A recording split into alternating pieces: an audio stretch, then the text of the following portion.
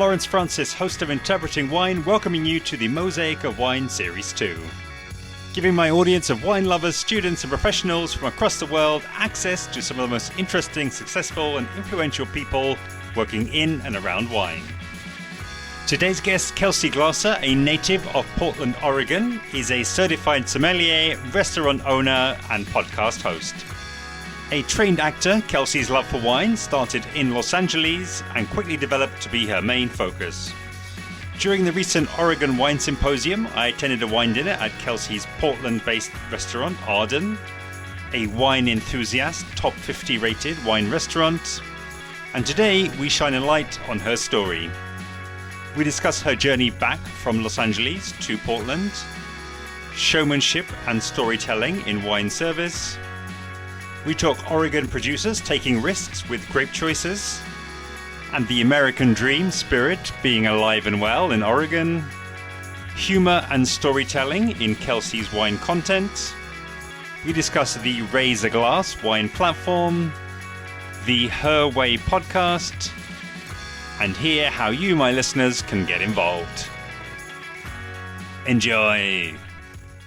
I spent the first half of my life thus far wanting to be an actor, and I grew up on the stage doing theater. I went to school in New York City and studied acting, and then the plan was go to LA and become a movie star, as you do. Mm-hmm. So I moved to LA after college, and inevitably when you are trying to be an actor in LA, you work in restaurants. And I had started working in restaurants a little bit even through college, just like bartending, cocktail serving. But when I got to LA, I got very lucky in that my first job was for a wonderful chef who a lot of people have now heard of, named Jose Andres. It was his Los Angeles restaurant, The Bazaar. And I worked there for almost all of my years in LA, like almost 5 years in every different department. I started in The Bazaar. I worked in another restaurant. I worked in events. I worked on the roof. But Jose had such a well-renowned food and beverage program that we really had to learn everything. Mm-hmm. Obviously, there was a lot of molecular gastronomy, and it was primarily a Spanish restaurant. So my entry point into the world of wine was Spanish wine. And I had never really given wine much thought, but that team was so on it. And it was such a fun environment that I love learning. I'm like a big nerd at heart. And like anytime I can take a course, it makes me happy. So it was a real crash course in gastronomy and wine. And so I started serving wine, and I learned that, I could like tell the story of this little place called Vega Sicilia, and people in LA can afford to drink that. And it would work and people would buy it. So I remember falling in love with Albarino and Rioja and learning what Cava was. And then I kind of outgrew it. I'd been there for a long time, and I ended up working at a very California-focused restaurant where almost the whole wine list was from California, which is where we were. And it was there that my future business partner and romantic partner really encouraged me to go more in the wine direction. He was running the wine program. I ended up becoming a sommelier in a pretty short period of time. And so I really credit him with kind of encouraging me to make the shift officially into wine. It was a turning point in my life because up until that point, I was like acting. And I just felt like I was kind of banging my head against a wall in LA and getting frustrated and bitter. And I just was like 24, and I didn't have the self-confidence or the self-awareness to handle all that rejection. And so wine was honestly this kind of alternate path that I could take where I could work hard and see it pay off and progress further. And so I ended up becoming a somm. I was either 25 or 24, a long time ago now. And then quickly got hired at a new restaurant that was opening as the sommelier. And long story short, I ended up being given that wine program within just a couple of weeks of the restaurant opening by some grace of the universe. And I ended up suddenly running like a big wine program. It was like a rooftop. It was a restaurant. It was very high profile. I was going through like 10 cases of rosé a week just on the roof. So suddenly I had all this buying power.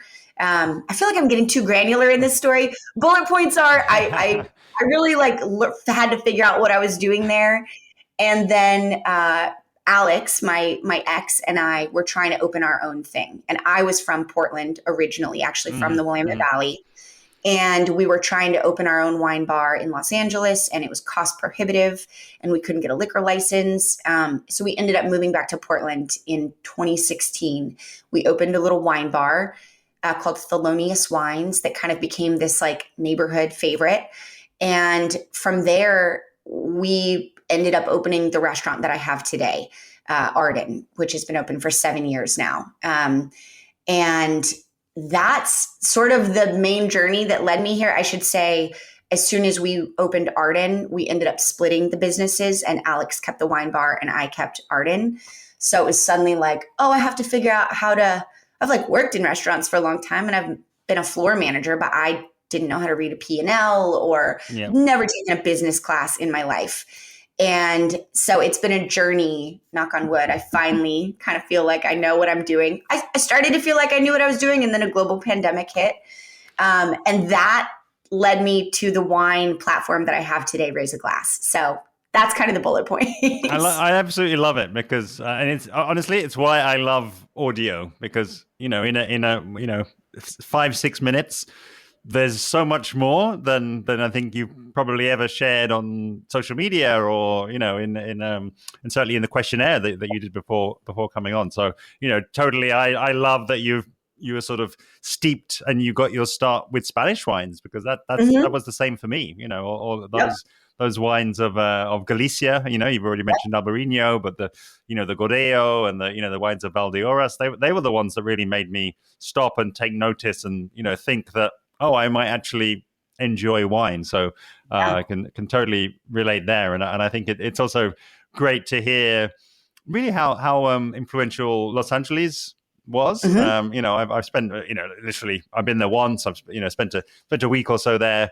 But I think that there is definitely that feel, isn't there? That it was something I heard on a podcast the other day, the sort of cities kind of whisper to you, cities have a kind of message to you as you're walking around. And there is something around, okay, everyone is sort of trying to be a star, and acting is such a kind of casts this huge shadow over just about everything around you. And I just think it was just, I love that part of the story as well, where I guess you had to sort of decide really, because you were working in some pretty high end restaurants, as you say, with big lists. So you had to go down that path really.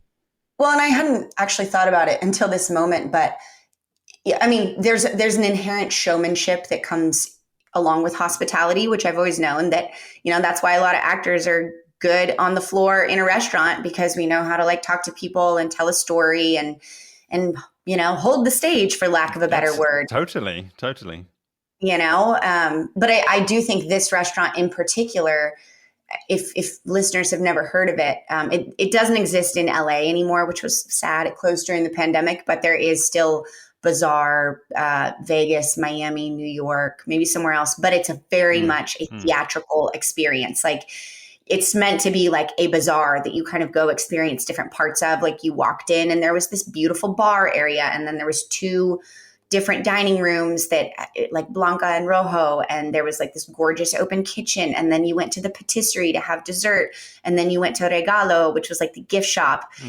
So it was very performative, and like they would come, not performative, but theatrical. Like they would bring over carts with dry ice and make a dry ice caipirinha, and they had like a vanishing mojito with cotton candy. And so I think it was a fun place for me as like a transition between theater. It was not like a buttoned up white tablecloth restaurant, Yeah.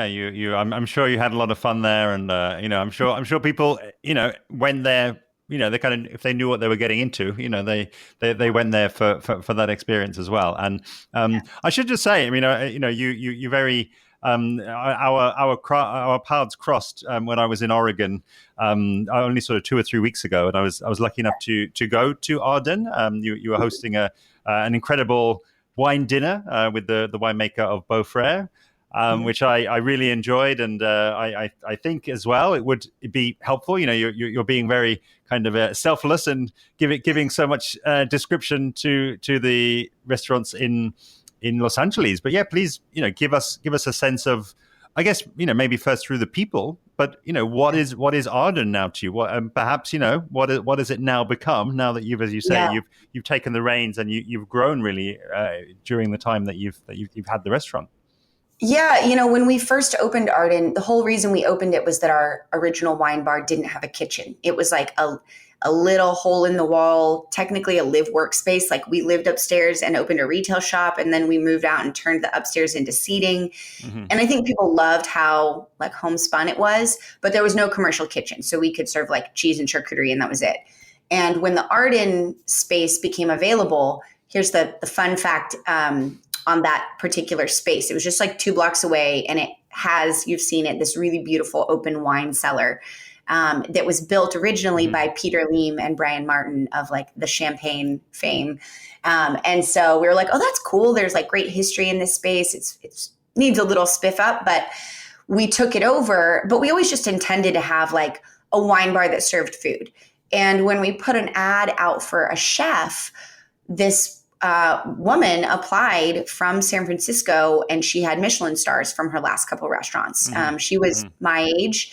And she wanted to move to Portland. Like we had posted the ad in Portland, and she had responded to it there. And so suddenly all these news outlets picked it up, and it became like, oh shoot, we're opening like a real restaurant.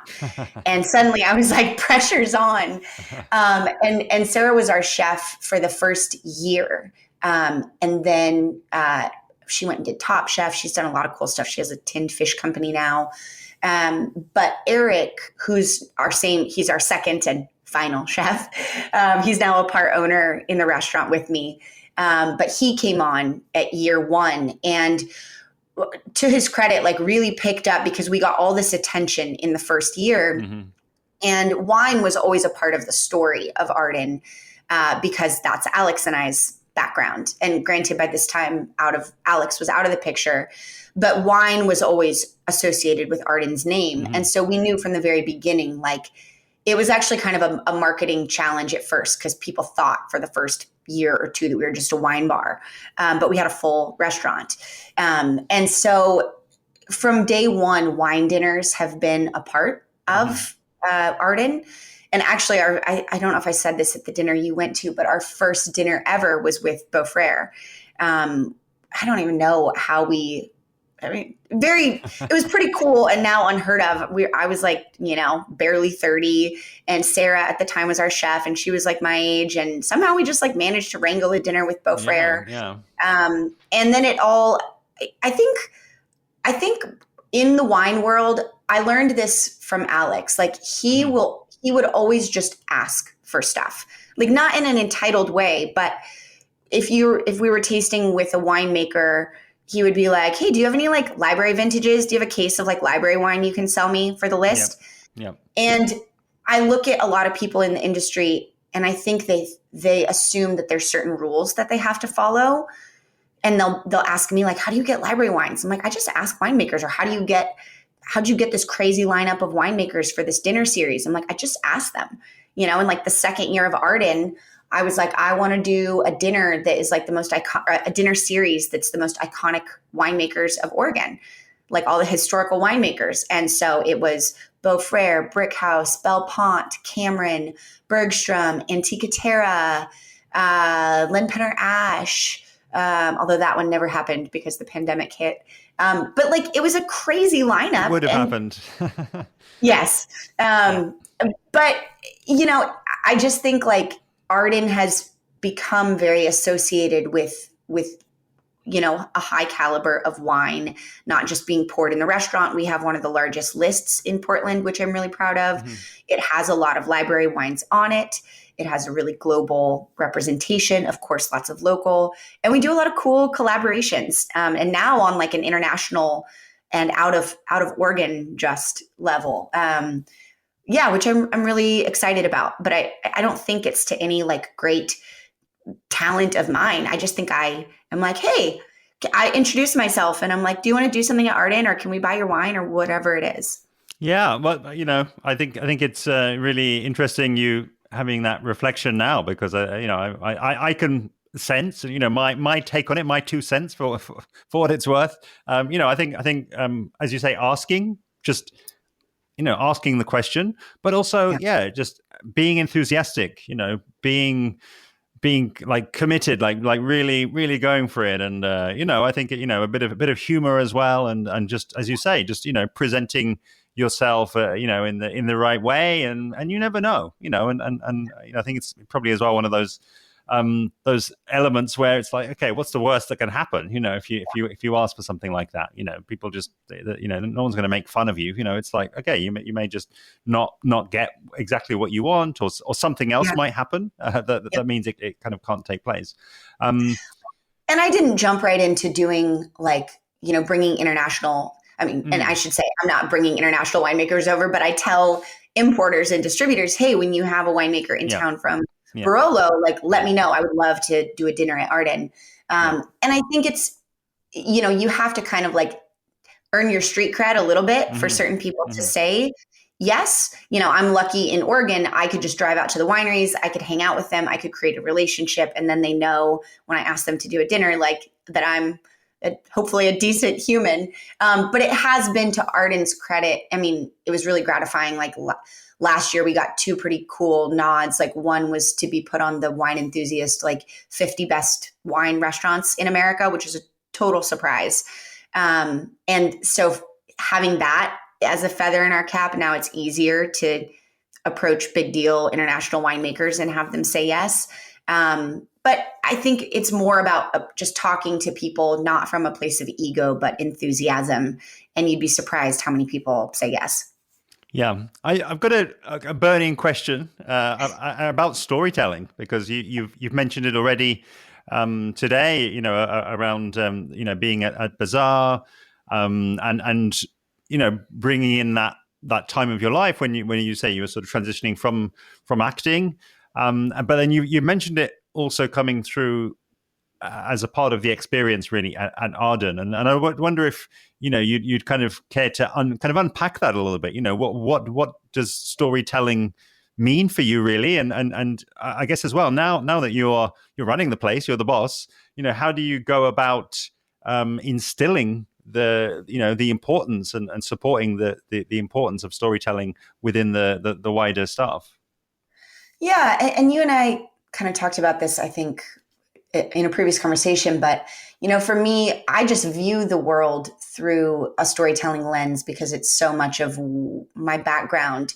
So whether I'm learning a new subject in school, or which I'm not anymore, but you know what I mean? No matter what I'm learning, it's like my brain can retain the information by remembering the story Hmm. behind it. And Hmm. and I think humans are, it's like Joseph Campbell, The Hero's Journey. Like we relate to other people and get excited about things because we see ourselves in other people and it makes us feel Yeah, connected. yeah. And I think story is a very historical vehicle to accomplish that. And I distinctly remember working again at LA story, but not the Bazaar. The next place I worked, it was called the Evely, and it was all California, everything. And Alex was running the wine program, and he took a lot of staff trips to wine country because we Hmm. were close to Hmm. Santa Barbara and Hmm. Sonoma. And we went up to Marin County with a group of the team, and we met this winemaker named Sean Thackeray, rest in peace. And he, like, getting to stand there and like see this crazy dilapidated farm with all these open fermenters under eucalyptus trees. And he had like a pet fox that had befriended him named Belle. And he was an old art dealer from San Francisco who read ancient Latin. And he collected ancient books, ancient texts. And he came across like a Roman manuscript on winemaking, and like sold all his belongings in San Francisco and moved to Yeah, Marin yeah. County and taught himself to make wine from this book. And like, what a cool story. And so I came back to LA and I was so pumped up by that story that I would just tell it to tables and they would buy the wine, no questions asked. And granted, it was awesome wine too, but would they have enjoyed it as much if there wasn't the story behind it? Or would they have sold it if I was just like, this is Marin County Pinot Noir made with 30% whole cluster with neutral oak and Yeah. X amount of punch downs per day.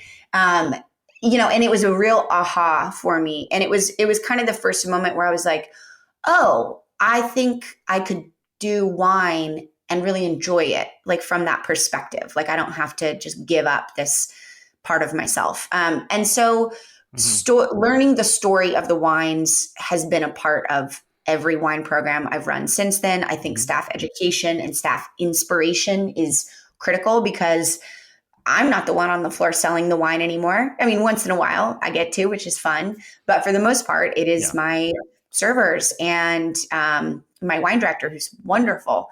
It was kind of a sad thing for me to like hand off the wine program a couple years ago.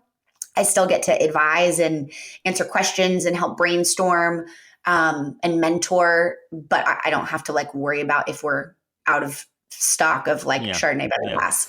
But I think our program at Arden is very much based in knowing our neighbors in wine country, being able to tell their stories. And some, you and I talked about this, but some winemakers are better at telling their own story than others. Like some winemakers are incredibly talented at making wine, and they are not super talented at like communicating that story to a broader audience in an engaging and comfortable way. And so I kind of see that that's what our role is. And even if the winemaker is great at that, they're not in the restaurant. I mean, maybe someone like saw it on TikTok and they came in to your restaurant to find that, but 9 out of 10 people don't know what most of the wines are. You have to tell them what they are. And so, yes, I don't know if that answered your question, but I think I always approach it like, who are the people? What is the place? What is the grapes? What is the story of all those things? Yeah, and it's again, I'm sure we could sort of have. I always say this now. We could have a multi-hour conversation just about that, because that was exactly the reason I was in Oregon. I was there for the wine symposium. That was the topic of my talk. It was all around how to structure a story to make it more engaging and more compelling in the tasting room, and that was where we got into all the details of the Interpreting Wine's 6 wine stories, and spoke about it's the giving away the secret, really. The 6th and final story is about how the wine is made. I believe there's so much evidence out there that a more engaging, a more customer focused way to get to the wine is to talk about the people, is to talk about the place, is to talk about as you exactly just said there, fantastic example, the guy who sold all his belongings and went all in on a self education in wine read in ancient Latin. It's like no one's ever going to forget that after having heard that, and I think it will evoke a curiosity within us that, okay, wow, he's making the wine. You as the server in that setting, you're saying the wine is amazing. It's got this whole other story about it as well, and people want that. They don't want to just go home and say, oh, I had another Pinot Noir. They want to tell the crazy, funny story as well, don't they? They want to kind of be able to pass that on, and I think that is the secret sauce, really, to structure that story in a way that it will get passed on and it will sort of become viral, not online necessarily, but within groups of friends and groups who they will seek out the wine as well. They'll want to tell the story themselves as well. Well, and I think it's a gift of people in hospitality to be able to look at all the data around a wine and then distill, quickly understand what is going to resonate with people or what feels special or interesting. Because wine, the word terroir is like the uniqueness of place. And even if you expand it beyond just the physical vineyard, so you're talking about history, you're talking about how were these soils formed and why is there, what did the Missoula floods do to carve out the Columbia Basin? And then what has climate change now done to the climate now versus 30 years ago? And then there's the story of the people and why did they plant these grapes and why did they migrate here? And then this specific family. And there's like a lot of data to sift through. And so I think I hope that I've gotten better over the years at understanding what's interesting about a wine or a region. And sometimes I'm telling more of the story of the producer, like the guy we just talked about, Sean Thackeray. We didn't even talk about what wines he makes. But then sometimes, like with a region like the Jura, people who follow my channel have probably heard me say this multiple times, but like, I think the Jura is so cool because it's the first place in the world that they discovered limestone so uniquely filled with all these fossils that they named it after the region, which was Jurassique. And that's where the word Jurassic comes from. And people are like, oh my God, like Jurassic Park. And you're like, yeah, because it was dinosaur fossils. And like, that's a little snippet that people remember. So I think you have to find those things that like people are going to be engaged by. I love it. And, again, another topic that I love is Oregon and is the Willamette Valley primarily, but, all of the different winemakers that are there over in Oregon. And something that, talking really here more about the culture and the local culture, because for anybody that doesn't know, the winemaking areas in Oregon are so close to Portland. It's like, literally 20 minutes, 25 minutes drive, and you're right in the heart of the Willamette Valley and into wine country. And you've mentioned here, actually, Kelsey, something around the Oregon winemakers who take risks and kind of pushing boundaries. And I that's, in some sense, that's maybe the cultural story that I'm less familiar with. So I'd love to, hear what you meant from that and kind of riff on that a little bit. Yeah, Oregon is very young as a region when you compare it to most other regions in the world. You look at Europe where they've been making wine for thousands of years. And Oregon is definitely a New World region, which really the first grapes went in the ground in the late 1960s, a couple more in the 70s, really in the 80s and the 90s. And so it's a young region. And even California has 40 years on Oregon. And I think once a region has been around for a long enough time, if everyone, the first person who plants vines is always going to have an idea of like, this is what is going to do well. And I think California is a good example of in Napa, like they started to plant Cab. That's jumping over some history. The first grapes were mission grapes for, Catholic missions. And it was, eventually later on that people started planting Cab, kind of thinking that it might be a region like Bordeaux. And it kind of stuck. Like you go to Napa and it's still Cab. And they have these old vineyards and it's very like, if you rip out Cabernet in Napa, that's crazy because it's now worth so much money. And you look at regions like Burgundy, which, you literally, if you plant something that's not Pinot, Chardonnay, Aligoté, maybe Gamay in some areas, you can't put Burgundy on the label. Same with, even a region like the Loire Valley, there's the natural wine movement where if you're making something that's not Cab Franc or Chenin Blanc, it has to be a Vin de France. So you're literally restricted by the rules of the AOC, DOC denominations. But in Oregon, yes, we for sure lean towards Burgundian varietals. Like that was kind of the first flag in the ground, we're at the same-ish latitude and the same-ish climate. We're basically Burgundy. So there's predominantly Pinot Noir and Chardonnay, but there's no rules saying that you have to do that. And I think that Oregon is still young enough that people have the freedom to say, hey, I want to plant Gruner Veltliner, or how would, and now I think now that a couple of people have paved the way with that, it's really been in the last 10 years, all these different varietals have just exploded. Now, Pinot and Chardonnay are still the most planted grapes, but Pinot, there's a lot of competition for it. And I think people realize, do I want to fight it out with 1,000 other Pinot producers, or maybe I'll produce a little bit of Pinot just so I do, but maybe I want to plant Malbec or Zweigelt or Blaufränkisch or something else. And that's really encouraged. And I think maybe it's in line with Portland's whole, like, keep Portland weird, let's be experimental. And it's also a very supportive environment, which I love. Like working in California, not to say this isn't the case in California, but I was surprised when I started working with Oregon wineries at just how collaborative everyone is. There's a lot of shared facilities. That's just totally normal here. Now that's happening a little more like in Sonoma, but in the Willamette Valley, it's very common for multiple winemakers to work under the same roof. Even if it's like one big house, if someone's like, hey, can I use a little space to make a couple barrels? Usually the answer is always yes. And so people are always teaching, mentoring each other.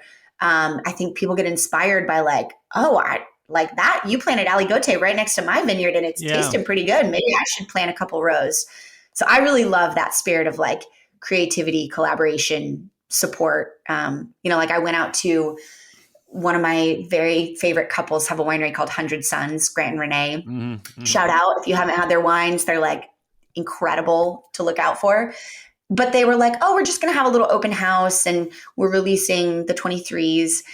And it was like every winemaker in the valley was there, like, oh, bringing bottles, pouring for each other. And it's just a great reminder that like all these people are friends.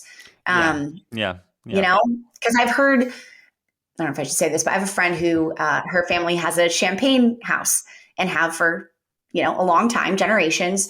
And she was just expressing to me that like that kind of community doesn't exist there, that it can feel very competitive or very cutthroat, or you don't share things with your neighbor. Yeah. Because and I was like, oh, I really take that for granted in Oregon. This is, I'm so happy that you're sharing this, Kelsey, because it completely mirrors my experience there. Back in 2020, driving around for a week, interviewing maybe 18 or so different winemakers, and I still remember the schedule. I was so keen to just have more and more interviews, and I thought I was getting into sort of maybe like half hour or so interviews, in each spot, but they ended up being I think the average was an hour, and at the time I was a little bit scared because will people still listen over that time? But when I got home and I'd gotten over the jet lag and edited them, and I realized that they're just phenomenal, and exactly what you've just said there. One of the key reasons for me why they are so phenomenal is what, firstly, they do know their story and are able to not just talk about the wine, and they kind of indulge me in, all right, let's sit and talk about you for 20 minutes and really understand your story. But I call it the secret sauce. They were all talking about each other's wines, and exactly as you say that, I think it shows in things like media opportunities. It's like, okay, are people just trying to push out a soundbite for their own wine and their own program? People were like more wanting to talk about other wineries and other wines they loved. And, oh, well, you're going to, Doug Tonnell's next. I love Doug's wines. Or, oh, you're going to see the Momtazis. Oh, they sell the best fruit. They're in so many wines, and just really kind of, we say, bigging each other up. It was just, I tell you, as you just said there with champagne, and what you've been told about champagne, I can tell you from a media perspective, people in many other regions, they actually have to be almost forced, and even then, they often don't like to share the spotlight and shine the spotlight on their fellow winemakers and friends in this case. And I hope that Oregon hangs on to, it's almost like this American dream, like potential, like, Portland is one of the, well, I shouldn't say that. There's plenty of up and coming cities, but it's the same reason we came back to Portland to open a wine bar there, because in LA, it was like, and I think starting a winery in California would still be the same thing. It was cost prohibitive. You had to get investors, liquor licenses were hard to come by. It's harder. You can't just like walk into Napa unless you're loaded to just buy a little plot of land and start making wine. Whereas in the Willamette Valley, it's very, Portland and the Willamette Valley have this similarity of like, if you're a chef or a winemaker or, you can roll up as a chef and be like, I'm going to do a pop-up at some restaurant, or I'm going to open a food cart. Even if I have no money, but I'm talented and excited, there's this potential, to make something of yourself, regardless of your background or your resources. And same with wine. Like, it's very possible if you wanted to be like, I want to make wine in Oregon, you could rub together a couple dollars and just buy a little bit of fruit and take a barrel in someone else's space. And I guarantee you could find someone that would help you make that happen. So there's just like this spirit of like, I don't know, the American dream that I feel like gets people excited. And I hope we never lose that. Yeah. And I love that you kind of put that out there, because I always have this expression, which is, one person listening somewhere in the world, hopefully, just thinks, wow, there's still a place. Why not? I think oftentimes I have this conversation a lot where I think about, okay, what are wine regions trying to market? I was talking around tourism. We had a conversation about tourism on Tuesday about tourism in Austria, actually, and I just think that even if and it will work for any place, what is the kind of economic and cultural value of getting one person to visit Oregon? If we, through doing this and, the work that you're doing, which I do want to come on to talk more about, we get one person to come and visit Oregon. It's like, that's this massive impact, isn't it? And I think even, get one person to go and move to somewhere and start making wine there. I've had some feedback. People have heard things on the podcast and it's sent them in a completely other direction. And I'm, who knows? We might be putting the first domino down on what eventually ends up in somebody coming and moving to Oregon to settle and make wine. Well, and I love that you work with wine regions directly, because I do think that Oregon is still navigating, telling our story on the world stage. I think there's certain regions that do a really great job of messaging. And of course, like, again, European regions have been around for a long time. But like, I actually went with a group from Portland this year to Slow Food in Italy, or Slow Food and Slow Wine in Turin, which is a huge food and wine festival where the government of Italy spends like $4 million and just promotes the heck out of the products that come out of the different regions in Italy. And it was really interesting, like meeting people who like run the government organizations in Piedmont. Because they're so aligned on like, this is our story of Piedmont. This is how we brand ourselves. And I think Willamette Valley, the only story we've had is like, we're kind of like Burgundy. When I think that really the story should be told is like the one we just talked about, creativity, possibility. So I hope that like Oregon sends that message more out onto the world stage. It's tough for wine regions to know how to allocate that. Well, consummate professional. You've teed me up perfectly with the question I was going to ask, and where I wanted to sort of get into and spend a bit of time, which is really you and the way that you make content, and the way that you kind of show up in the world. I mean, I call this the expertise element, where I'm talking about everyone is the best at something in the world, or in the top 1% at something in the world, and oftentimes you get there by looking at, okay, this is, a wine expert who's a former actress, or is a current actress, I should say, is from the region, and, has got a love for communicating, a love for storytelling. It's like you stack all of those things together, and it's like you are way up there in terms of, the uniqueness of what you can bring, and how you sort of show up. And I, watching and seeing, the things that you put up on Instagram, the sort of the stories, the, can I call them skits that you put totally. up? Yeah, they're just really funny. Honestly, I don't laugh that much about wine content, I'll be honest. But I laugh at the things you put out there. Hopefully in the right places. But yeah, please, unpack a little bit of the backstory of that, and I'm happy to sort of chime in and let people know some of the specifics of what I'm seeing, and the the particular skits that are kind of tickling me at the moment. Let's say. I mean, I would never in a million years, if you had told me when I was like making this kind of sad decision to like leave acting behind and get my sommelier pin, I never thought the two were going to cross, and that like bummed me out for a while. And I kind of put my head down, figured out how to run a business. And it wasn't until the pandemic that we were just forced to get creative. Portland was like very much by the book when it came to the pandemic regulations. So it was so like, okay, now you can have people inside, but they're 6 feet apart. Now it's outdoor dining. Now it's no dining. Now it's just food in boxes. And we were like doing all the things. And one thing that I started doing on literally week one was like, maybe people just want to like drink some wine together. So I live streamed like a wine tasting, and I told everyone, just open a bottle of what you have and like type it in the chat and we can talk about it. And so many people responded. Obviously, people were locked at home and lonely. And I basically started doing a wine tasting every week. I live streamed an hour-long wine tasting every week for 2 full years. And it forced me to like up my game because I was running out of things to talk about. And we talked about like every region that makes wine in the world that I could get my hands on. Because eventually I would sell a case of wine. And then we would taste 2 bottles from that case over the course of a month. So long story short, while doing those tastings, I found that what people responded to the most were when I could incorporate humor, when I could make wine feel less alienating and less pretentious. And I had so many people saying, I've always really liked wine, but I just feel like I'm scared to ask questions or it's too complicated.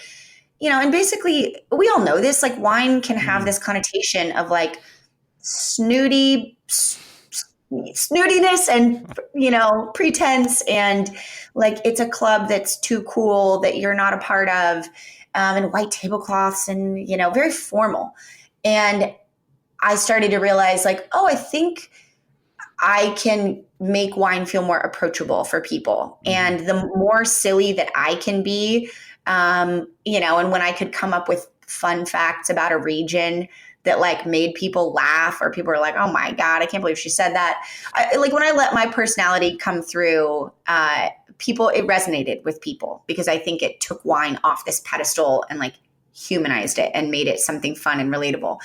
And so at the end of the pandemic, I got struck by this idea that like, oh my gosh, maybe this is my purpose in life, is like to collide wine and performance or entertainment.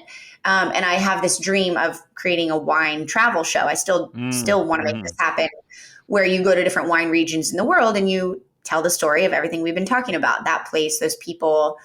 And so in the quest for that, I created a pilot, I shot a pilot, I did a whole pitch deck, but the feedback I was getting was like, well, no one knows who you are. You need to create a platform to like build a following. So I was like, okay, I guess I could create an Instagram. And so that's how I created Raise a Glass Wine. I filmed a digital course called 7-Day Sommelier, that is like wine education for the everyday person, because all wine education out there, 99% of it is for the wine professional. And so I started to create all this content around like, if I'm just a normal person who wants to enjoy wine, like, yes, I need to learn certain things, but it needs to be fun and digestible. And more what that has like morphed into is like a lot of silly sketches. It's like the old adage of like, sell people what they want, but give them what they need. What people want, especially when times are stressful and the world feels dark, is like entertainment and distraction and laughter. And then if I can make people laugh and also sneak in some like kernels of wine knowledge, I feel like I've done my job. So the platform as it stands now, it's a lot of sketches that are like always wine related. It's profiles and interviews with winemakers. And even those have, I think, become like less dry and more tongue in cheek over time. It's like little mini videos, really, like 1 or 2 minutes where we're profiling a particular producer. And again, trying to make it fun and engaging and giving like cultural context. So it's a lot of that. Yeah. And again, one person's feedback. Okay. So, you've got a focus group of one here. But I would say, lean into that, do more of that, because again, a lot of people out there who are, are very talented and are making great content on, everyone uses Instagram, everyone inverted commas, but that's probably the main platform that people are using and focusing on these days. But I think the interesting thing that I noticed though is just that I actually think it then stifles creativity, because the word kind of gets out about, the algorithm is favoring this or it's favoring that this week, and it's 2-second reels, or this sound is the way to go, or this, and it just, yeah, you're jumping on a trend. But I think it's actually a good example. This part of the conversation is a good example of, the number of views that you get doesn't really mean anything anymore. It's like, I'm sure you didn't have millions of people in your live stream, but the way that you showed up and you were consistent, I didn't realize how consistent you'd been. And, you were making it interesting, and you were saying funny things, and you were just really thoughtful. I'm sure that you created this really, solid community around you during that time. And that hasn't dissipated, it hasn't sort of disappeared, post-pandemic. And I've only had this Instagram channel for about a year, and it's easy for me to be like, why don't I have more followers? And it's like, you just can't think about that stuff. What I do look at is the engagement, and I'm really happy with how engaged the audience that is there is. And when things like do well with numbers, like that's great too. But I have a weekly newsletter that I love writing, and often it kind of aligns where like whatever I'm writing about that week and is in my head, I'll like create content around that. So they kind of work together. And people are writing me back from the newsletter, and I'm like, what I'm learning is, your attention span nowadays is so short. When you're flipping through something on social media, you're not going to like stop and watch a lesson. But if I can catch someone's attention and just for a moment have them associate wine with joy or wine with fun, or even just think like, wow, wine, that's interesting, then it's not my job to like teach them everything in that moment. If they're engaged, maybe it sparks some interest, and maybe then they want to learn more. And if they want to come back to me to learn more and take my course, great, it's there, it exists. Yeah. But I think the purpose of the platform as it stands now is just like to get people to have fun with wine. And then when they want to learn more, they can. I love it. And it was actually really interesting hearing you say earlier, Kelsey, about how you're sort of in awe of the Italians and what they're doing. I'll be honest, I'm completely in awe of the Americans. I'm in awe of what the Oregon Wine Board is doing, and what I know they do in Washington. Where every winter, spring, let's say, they put on all of these conferences, and which was the Oregon Wine Symposium was the one I was over there for, and it just really giving people who normally their day-to-day is in service and maybe is in production and is in viticulture, giving them a room and giving them experts and giving them learning opportunities to upskill. And again, I just don't think that we're anywhere near doing that over here in Europe. I mean, there are some larger things. In Italy actually is one that does come to mind. But I think that you guys have got the culture of that learning opportunity. We probably we think more to fairs and getting the wine in the glass. But I was very impressed with how the Oregon Wine Symposium was run, and just discovering that there's actually a whole other kind of slew of these other events that take place every year. Well, and there are a lot of that's a really good reframe, and I appreciate you saying that. And there are a lot of like amazing nonprofits. My friend T-Cat Bramlett, first Black woman to ever run a U.S. winery. She's run a couple different wineries in Oregon, and she has a nonprofit called Our Legacy Harvested, where it's like a mentorship program for essentially BIPOC, LGBTQ, people that have not held center stage in the wine industry, to give them resources, give them mentoring. And there's a lot of stuff that exists like that in Oregon, and in the US. So I do definitely want to acknowledge that, because it's hard. I would imagine that it would be hard to jump into a region with so much tradition. Like I couldn't just waltz into Piedmont and be like, I'm going to make wine here. It's very like, oh, we've been doing this for a long time. Whereas like someone from Piedmont could walk into Oregon, I think, and make wine here. So yes, you're right. There's a lot of beauty in that. Yeah, it's love. I love the comparing stories, and it's like no one is 100% right, but it's like they do it like that over there, they do it like that over there, and the cross fertilization, kind of long may it continue.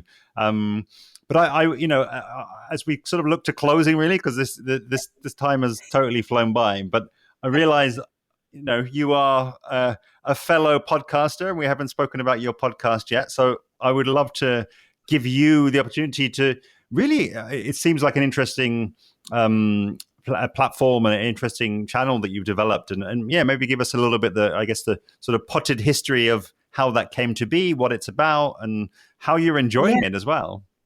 Yeah, so it's called Her Way, and it is all about women and wine. And it really came from this dream that, again, I still have, to have like a wine travel show. And I shot a pilot in the Willamette Valley. It wasn't focused on women. It was just like the story of the Willamette Valley. Then I started growing this platform. Cut to last year, this opportunity honestly kind of fell in my lap. There's another restaurateur in town, him and his partner, Angel and Olivia. They own a bunch of great restaurants in Portland. Republica won like restaurant of the year or something through Bon Appetit. But he also has a background in like film and TV and screenwriting. And he is launching a media platform, kind of like I just mentioned with that nonprofit, like specifically uplifting voices that don't normally get the microphone, whether that's women, LGBTQ+, BIPOC. And we talked about collaborating in some way. And I had told him, my idea for this wine show. He's like, well, how could we like make it, a little more specific and niche? Because often it's like, if it's too broad, it's hard to get traction. And I was like, well, why don't we talk about women in wine? Like, especially in Oregon and in a lot of regions. Like, I keep coming back to Barolo, but there's a cool story happening right now in Barolo where we've all heard of the Barolo boys. Like, they kind of put Barolo on the map. There's a documentary about them, this like group of boys that made the region what it is. And then the irony is that they all had daughters. None of them had a son. And so now I've done dinners and met a bunch of the young women who are now like taking over Barolo. And they're like, now we are the Barolo Beaches, which I think is super cute. And I'm like, there's so many great stories of women in wine. And there's like the very hotly contested scientific findings now that like women have 40% more olfactory glands that fluctuates with your hormones throughout the month. And there's just cool conversations to be had around women in wine. And so we were like, why don't we do a video podcast as sort of a trial run? So we did a first season. We did, I think, 11 episodes. It was all women in Oregon, winemakers, sommeliers, wine writers, like Tiquette, she runs wineries. She's like a CEO. Even people in the food space, kind of like one of my friends is kind of the top food and wine influencer in Portland. And we talked about the role of, what is the influencer? It's almost like an influencer is a modern food critic or wine critic. So we just had like kind of interesting conversations around the world of wine. We always start with, I ask them to bring a bottle with a significant story attached to it. We start with them telling us a story, then we go into their background and their journey. And so we talk a lot about what it means to be a woman in this industry period. And then you get a lot of background on Oregon, inevitably, and of where these people came from. So I'm really proud of the conversations. And I can't say too much, but I'm hoping to be able to announce something cool soon as kind of the next step of this project. That's like kind of towards what I'm going for with showing you different parts of wine regions. So more news soon, but I would love for people to check out the podcast. It's on YouTube if you want to watch the conversations, or Spotify or Apple.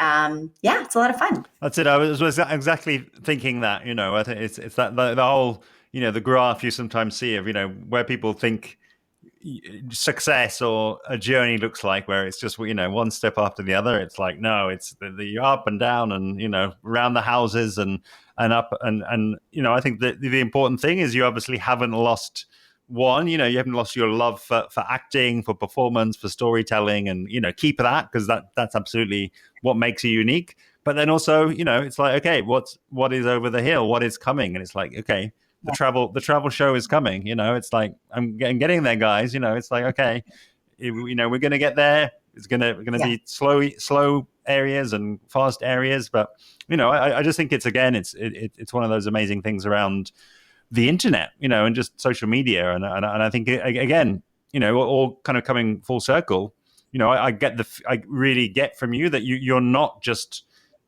pandering to the algorithm, and you're not just putting out what, because you're being authentic to yourself, then if you're recognized and people see and like what you're doing, then they're being attracted to the real you. You're not putting up this front that you're like, okay, now how do I keep that up? It's like, you're drawing the people who actually like you for you, and it's, it sounds like a good fit.